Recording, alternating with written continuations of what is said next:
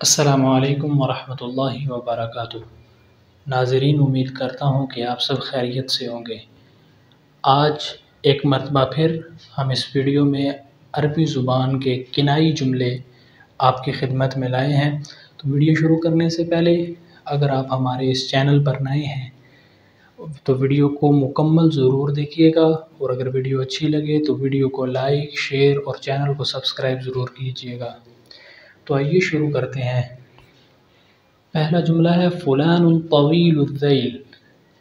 فلان طویل الذیل، ذیل کا مطلب ہوتا ہے دامن۔ اس کا لفظی معنی تو بنے گا کہ فلاں شخص کا دامن بہت بڑا ہے، بہت لمبا ہے، لیکن جو معنی مراد لیا جاتا ہے وہ یہ ہے کہ فلاں شخص بہت غنی ہے، فلاں شخص غنی ہے، امیر ہے، مالدار ہے۔ تو اسی کے ساتھ جملہ بنتا ہے طال ذیلہ۔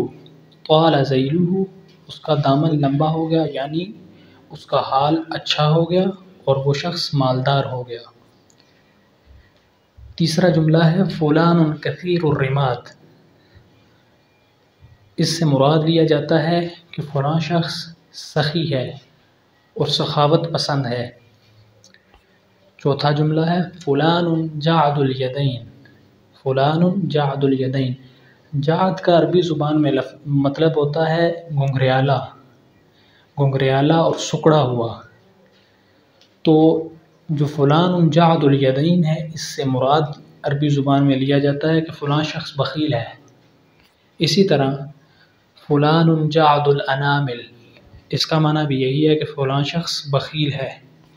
اسی طرح ایک اور جملہ ہے فلان مقبوض الکف، کہ فلاں شخص کی ہتھیلی بند ہے، مراد یہ ہے کہ یہ شخص بخیل ہے۔ فلان کز الاعصاب، اس کا معنی بھی یہی ہے کہ فلاں شخص بخیل ہے۔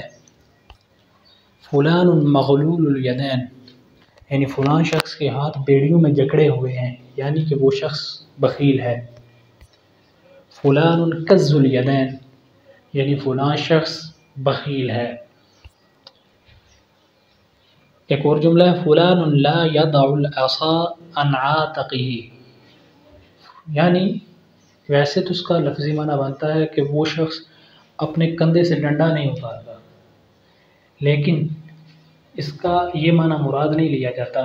اس کا معنی جو مراد لیا جاتا ہے وہ یہ ہے کہ فلاں شخص سفر نہیں چھوڑتا، ہر وقت ہمہ وقت سفر میں ہی رہتا ہے۔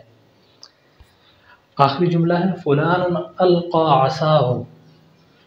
لفظی معنی تو یہ بنے گا کہ فلاں شخص نے اپنا ڈنڈا اتار دیا، اپنا ڈنڈا پھینک دیا، لیکن جو معنی مراد لیا جاتا ہے وہ یہ ہے کہ فلاں شخص نے سفر چھوڑ دیا، سفر ترک کر دیا اور اقامت اختیار کر لی اور اقامت پذیر ہو گیا۔ اور اسی کے ساتھ ہماری آج کی ویڈیو مکمل ہوئی۔ انشاءاللہ اگلی ویڈیو میں پھر ملاقات ہوگی، تب تک کے لیے اللہ حافظ۔